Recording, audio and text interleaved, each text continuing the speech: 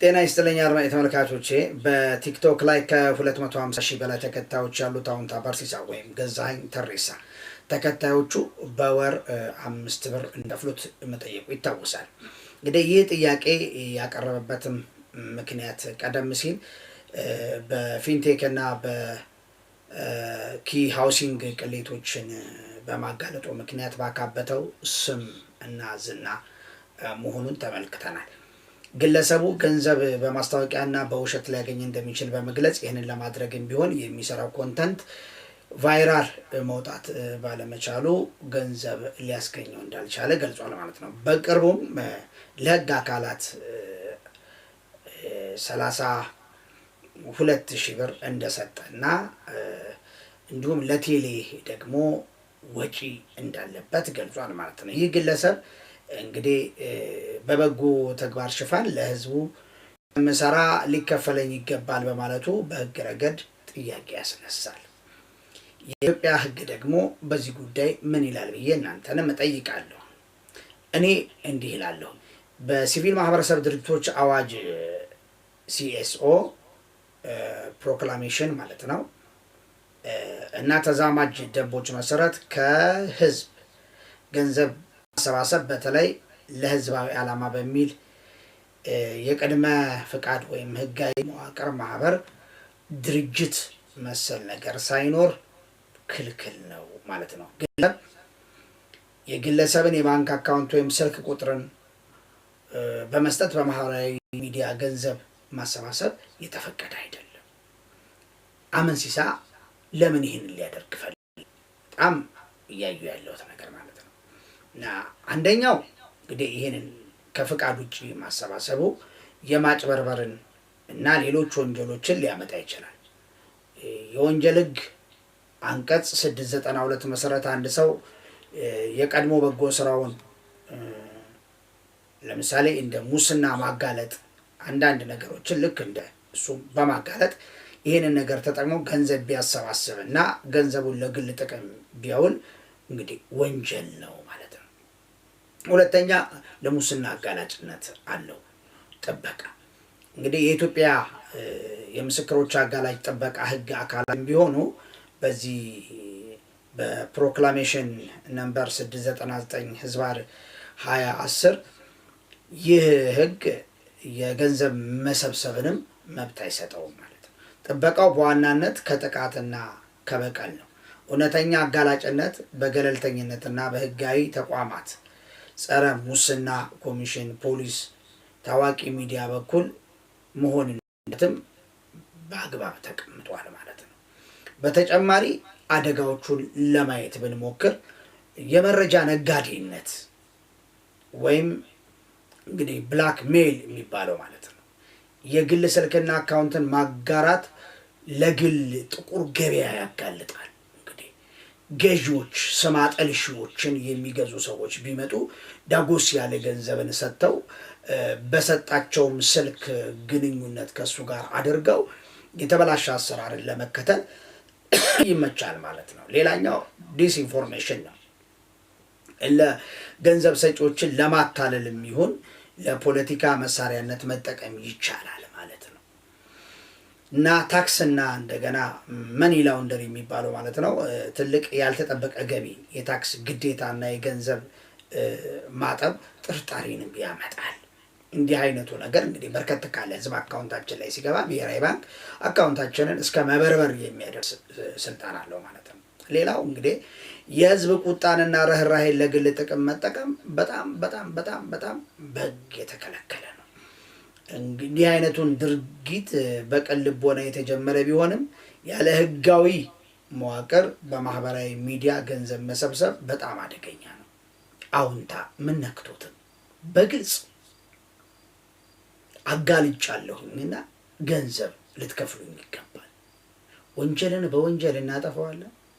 ወንጀለኞችን እያስያዝን እኛም ወንጀል እንሰራለን።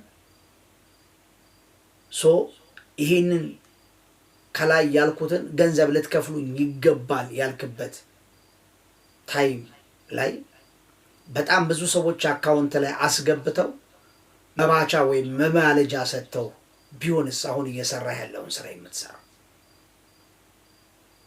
አካውንትን መስጠት ለምን አስፈለገ? ስልክ ቁጥርህንስ መስጠት ለምን ማደል ለምን አስፈለገ? እነማንን ነው አድሬስ ያደረገው? አሁን የምትሰራው ስራ ምንን አስመልክቶ ነው? ይህ ድርጊት ራሱ ለህጋዊ ችግር፣ ለጥርጣሬና ለበጎ ስነ ምግባር መበላሸት እንደሚያጋልጥ አታውቅም? እውነተኛ ለውጥ የሚመጣው በግልጽነት በተቋማዊ ስርዓትና በህግ ታዛዥነት እንደሆነ ሳትረዳ ትክክል አይደለም። አሁን ከዚህ ከፊንቴክ ውጪ እየሰራ ያላቸው ስራዎች ሁሉ አንዳንድ የሚያስጠረጥሩ ነገሮች አሉ። ልታስተውላቸው ይገባል። ህዝቡም እንዲህ አይነት በጎ አድራጊ ነኝ ወይም ደግሞ አጋላጭ ነኝ በማለት ሰበብ ገንዘብ መጠየቅ መሰብሰብን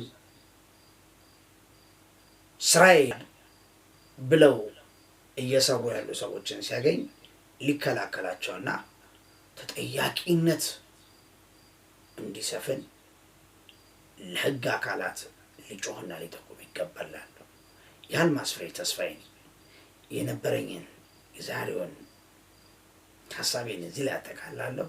ቸር ሰንብቱልኝ። ይስጥልኝ አድማጭ ተመልካቾቼ፣ በቲክቶክ ላይ ከ250 ሺህ በላይ ተከታዮች ያሉት አሁንታ በርሲሳ ወይም ገዛኸኝ ተሬሳ ተከታዮቹ በወር 5 ብር እንደፍሉት መጠየቁ ይታወሳል። እንግዲህ ይህ ጥያቄ ያቀረበበትም ምክንያት ቀደም ሲል በፊንቴክ እና በኪ ሃውሲንግ ቅሌቶችን በማጋለጡ ምክንያት ባካበተው ስም እና ዝና መሆኑን ተመልክተናል። ግለሰቡ ገንዘብ በማስታወቂያና በውሸት ሊያገኝ እንደሚችል በመግለጽ ይህንን ለማድረግም ቢሆን የሚሰራው ኮንተንት ቫይራል መውጣት ባለመቻሉ ገንዘብ ሊያስገኘው እንዳልቻለ ገልጿል ማለት ነው። በቅርቡም ለህግ አካላት 32,000 ብር እንደሰጠና እንዲሁም ለቴሌ ደግሞ ወጪ እንዳለበት ገልጿል ማለት ነው። ይህ ግለሰብ እንግዲህ በበጎ ተግባር ሽፋን ለህዝቡ ምሰራ ሊከፈለኝ ይገባል በማለቱ በህግ ረገድ ጥያቄ ያስነሳል። የኢትዮጵያ ህግ ደግሞ በዚህ ጉዳይ ምን ይላል ብዬ እናንተንም እጠይቃለሁ። እኔ እንዲህ ይላለሁ። በሲቪል ማህበረሰብ ድርጅቶች አዋጅ ሲኤስኦ ፕሮክላሜሽን ማለት ነው እና ተዛማጅ ደንቦች መሰረት ከህዝብ ገንዘብ ማሰባሰብ በተለይ ለህዝባዊ ዓላማ በሚል የቅድመ ፍቃድ ወይም ህጋዊ መዋቅር ማህበር ድርጅት መሰል ነገር ሳይኖር ክልክል ነው ማለት ነው። የግለሰብን የባንክ አካውንት ወይም ስልክ ቁጥርን በመስጠት በማህበራዊ ሚዲያ ገንዘብ ማሰባሰብ የተፈቀደ አይደለም። አመንሲሳ ለምን ይህንን ሊያደርግ ፈለገ? በጣም እያዩ ያለሁት ነገር ማለት ነው። እና አንደኛው እንግዲህ ይህንን ከፍቃድ ውጭ ማሰባሰቡ የማጭበርበርን እና ሌሎች ወንጀሎችን ሊያመጣ ይችላል። የወንጀል ህግ አንቀጽ 692 መሰረት አንድ ሰው የቀድሞ በጎ ስራውን ለምሳሌ እንደ ሙስና ማጋለጥ አንዳንድ ነገሮችን ልክ እንደ እሱ በማጋለጥ ይህንን ነገር ተጠቅሞ ገንዘብ ቢያሰባስብ እና ገንዘቡን ለግል ጥቅም ቢያውል እንግዲህ ወንጀል ነው ማለት ነው። ሁለተኛ ለሙስና አጋላጭነት አለው ጥበቃ። እንግዲህ የኢትዮጵያ የምስክሮች አጋላጭ ጥበቃ ህግ አካላት ቢሆኑ በዚህ በፕሮክላሜሽን ነምበር 699/2010 ይህ ህግ የገንዘብ መሰብሰብንም መብት አይሰጠውም ማለት ነው። ጥበቃው በዋናነት ከጥቃትና ከበቀል ነው። እውነተኛ አጋላጭነት በገለልተኝነትና በህጋዊ ተቋማት ጸረ ሙስና ኮሚሽን፣ ፖሊስ፣ ታዋቂ ሚዲያ በኩል መሆንነትም በአግባብ ተቀምጧል ማለት ነው።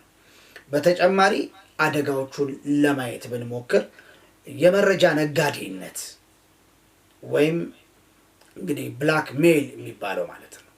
የግል ስልክና አካውንትን ማጋራት ለግል ጥቁር ገበያ ያጋልጣል። እንግዲህ ገዢዎች ስም አጠልሺዎችን የሚገዙ ሰዎች ቢመጡ ዳጎስ ያለ ገንዘብን ሰጥተው በሰጣቸውም ስልክ ግንኙነት ከሱ ጋር አድርገው የተበላሸ አሰራርን ለመከተል ይመቻል ማለት ነው። ሌላኛው ዲስኢንፎርሜሽን ነው።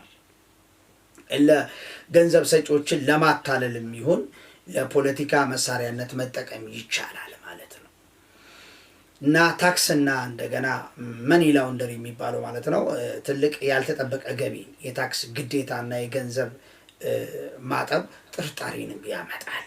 እንዲህ አይነቱ ነገር እንግዲህ በርከት ካለ ህዝብ አካውንታችን ላይ ሲገባ ብሔራዊ ባንክ አካውንታችንን እስከ መበርበር የሚያደርስ ስልጣን አለው ማለት ነው። ሌላው እንግዲህ የህዝብ ቁጣንና ርህራሄን ለግል ጥቅም መጠቀም በጣም በጣም በጣም በጣም በህግ የተከለከለ ነው።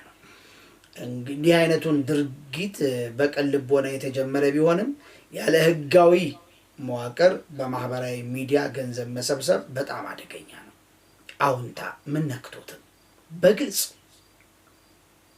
አጋልጫለሁኝና ገንዘብ ልትከፍሉኝ ይገባል። ወንጀልን በወንጀል እናጠፋዋለን። ወንጀለኞችን እያስያዝን እኛም ወንጀል እንሰራለን። ይህንን ከላይ ያልኩትን ገንዘብ ልትከፍሉኝ ይገባል ያልክበት ታይም ላይ በጣም ብዙ ሰዎች አካውንት ላይ አስገብተው መባቻ ወይም መማለጃ ሰጥተው ቢሆንስ አሁን እየሰራ ያለውን ስራ የምትሰራው? አካውንትን መስጠት ለምን አስፈለገ? ስልክ ቁጥርህንስ መስጠት ለምን ማደል ለምን አስፈለገ? እነማንን ነው አድሬስ ያደረግከው? አሁን የምትሰራው ስራ ምንን አስመልክቶ ነው? ይህ ድርጊት ራሱ ለህጋዊ ችግር፣ ለጥርጣሬና ለበጎ ስነ ምግባር መበላሸት እንደሚያጋልጥ አታውቅም? እውነተኛ ለውጥ የሚመጣው በግልጽነት በተቋማዊ ስርዓትና በህግ ታዛዥነት እንደሆነ ሳትረዳ ትክክል አይደለም። አሁን ከዚህ ከፊንቴክ ውጪ እየሰራ ያላቸው ስራዎች ሁሉ አንዳንድ የሚያስጠረጥሩ ነገሮች አሉ። ልታስተውላቸው ይገባል። ህዝቡም እንዲህ አይነት በጎ አድራጊ ነኝ ወይም ደግሞ አጋላጭ ነኝ በማለት ሰበብ ገንዘብ መጠየቅ መሰብሰብን ስራዬ ብለው እየሰሩ ያሉ ሰዎችን ሲያገኝ ሊከላከላቸውና ተጠያቂነት እንዲሰፍን ለህግ አካላት ሊጮህና ሊጠቁም ይገባል። የአልማዝ ፍሬ ተስፋዬ የነበረኝን የዛሬውን ሀሳቤን እዚህ ላይ አጠቃላለሁ። ቸር ሰንብቱልኝ። ይስጥልኝ አድማጭ ተመልካቾቼ። በቲክቶክ ላይ ከ250,000 በላይ ተከታዮች ያሉት አውንታ በርሲሳ ወይም ገዛኸኝ ተሬሳ ተከታዮቹ በወር 5 ብር እንደፍሉት መጠየቁ ይታወሳል። እንግዲህ ይህ ጥያቄ ያቀረበበትም ምክንያት ቀደም ሲል በፊንቴክ እና በኪ ሃውሲንግ ቅሌቶችን በማጋለጡ ምክንያት ባካበተው ስም እና ዝና መሆኑን ተመልክተናል። ግለሰቡ ገንዘብ በማስታወቂያና በውሸት ሊያገኝ እንደሚችል በመግለጽ ይህንን ለማድረግም ቢሆን የሚሰራው ኮንተንት ቫይራል መውጣት ባለመቻሉ ገንዘብ ሊያስገኘው እንዳልቻለ ገልጿል ማለት ነው። በቅርቡም ለህግ አካላት 32,000 ብር እንደሰጠና እንዲሁም ለቴሌ ደግሞ ወጪ እንዳለበት ገልጿል ማለት ነው። ይህ ግለሰብ እንግዲህ በበጎ ተግባር ሽፋን ለህዝቡ ምሰራ ሊከፈለኝ ይገባል በማለቱ በህግ ረገድ ጥያቄ ያስነሳል። የኢትዮጵያ ህግ ደግሞ በዚህ ጉዳይ ምን ይላል ብዬ እናንተንም እጠይቃለሁ። እኔ እንዲህ ይላለሁ። በሲቪል ማህበረሰብ ድርጅቶች አዋጅ ሲኤስኦ ፕሮክላሜሽን ማለት ነው እና ተዛማጅ ደንቦች መሰረት ከህዝብ ገንዘብ ማሰባሰብ በተለይ ለህዝባዊ ዓላማ በሚል የቅድመ ፍቃድ ወይም ህጋዊ መዋቅር ማህበር ድርጅት መሰል ነገር ሳይኖር ክልክል ነው ማለት ነው። የግለሰብን የባንክ አካውንት ወይም ስልክ ቁጥርን በመስጠት በማህበራዊ ሚዲያ ገንዘብ ማሰባሰብ የተፈቀደ አይደለም። አመንሲሳ ለምን ይህን ሊያደርግ ፈለገ? በጣም እያዩ ያለሁት ነገር ማለት ነው። እና አንደኛው እንግዲህ ይህንን ከፍቃድ ውጭ ማሰባሰቡ የማጭበርበርን እና ሌሎች ወንጀሎችን ሊያመጣ ይችላል። የወንጀል ህግ አንቀጽ 692 መሰረት አንድ ሰው የቀድሞ በጎ ስራውን ለምሳሌ እንደ ሙስና ማጋለጥ አንዳንድ ነገሮችን ልክ እንደ እሱ በማጋለጥ ይሄንን ነገር ተጠቅሞ ገንዘብ ቢያሰባስብና ገንዘቡን ለግል ጥቅም ቢያውል እንግዲህ ወንጀል ነው ማለት ነው። ሁለተኛ ለሙስና አጋላጭነት አለው ጥበቃ።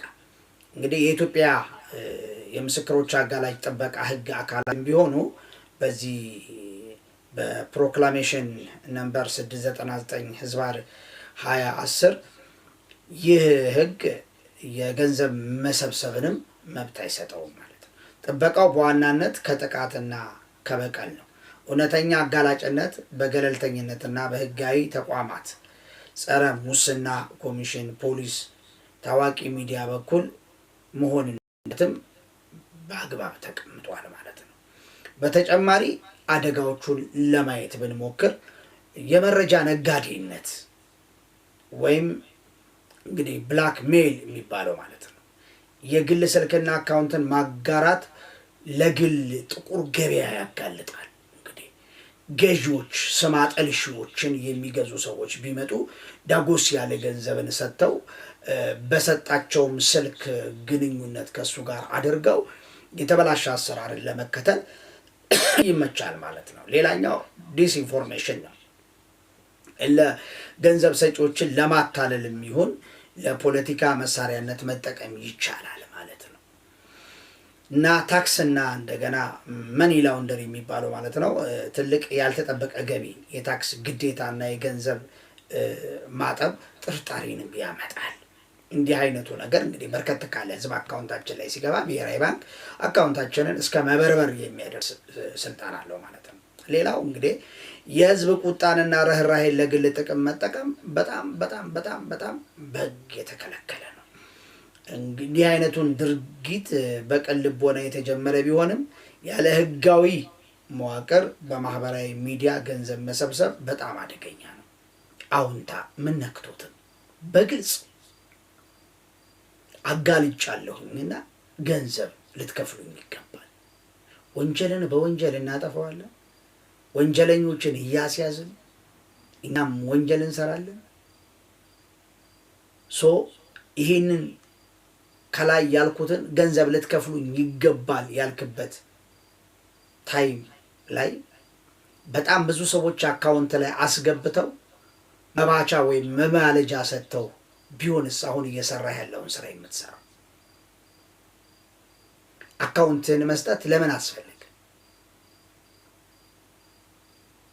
ስልክ ቁጥርህንስ መስጠት ለምን ማደል ለምን አስፈልግ? እነማንን ነው አድሬስ ያደረግከው? አሁን የምትሰራው ስራ ምንን አስመልክቶ ነው? ይህ ድርጊት ራሱ ለህጋዊ ችግር፣ ለጥርጣሬና ለበጎ ስነ ምግባር መበላሸት እንደሚያጋልጥ አታውቅም? እውነተኛ ለውጥ የሚመጣው በግልጽነት በተቋማዊ ስርዓትና በህግ ታዛዥነት እንደሆነ ሳትረዳ ትክክል አይደለም። አሁን ከዚህ ከፊንቴክ ውጪ እየሰራ ያላቸው ስራዎች ሁሉ አንዳንድ የሚያስጠረጥሩ ነገሮች አሉ። ልታስተውላቸው ይገባል። ህዝቡም እንዲህ አይነት በጎ አድራጊ ነኝ ወይም ደግሞ አጋላጭ ነኝ በማለት ሰበብ ገንዘብ መጠየቅ መሰብሰብን ስራዬ ብለው እየሰሩ ያሉ ሰዎችን ሲያገኝ ሊከላከላቸውና ተጠያቂነት እንዲሰፍን ለህግ አካላት ሊጮህና ሊጠቁም ይገባል። የአልማዝ ፍሬ ተስፋዬ የነበረኝን የዛሬውን ሀሳቤን እዚህ ላይ አጠቃላለሁ። ቸር ሰንብቱልኝ።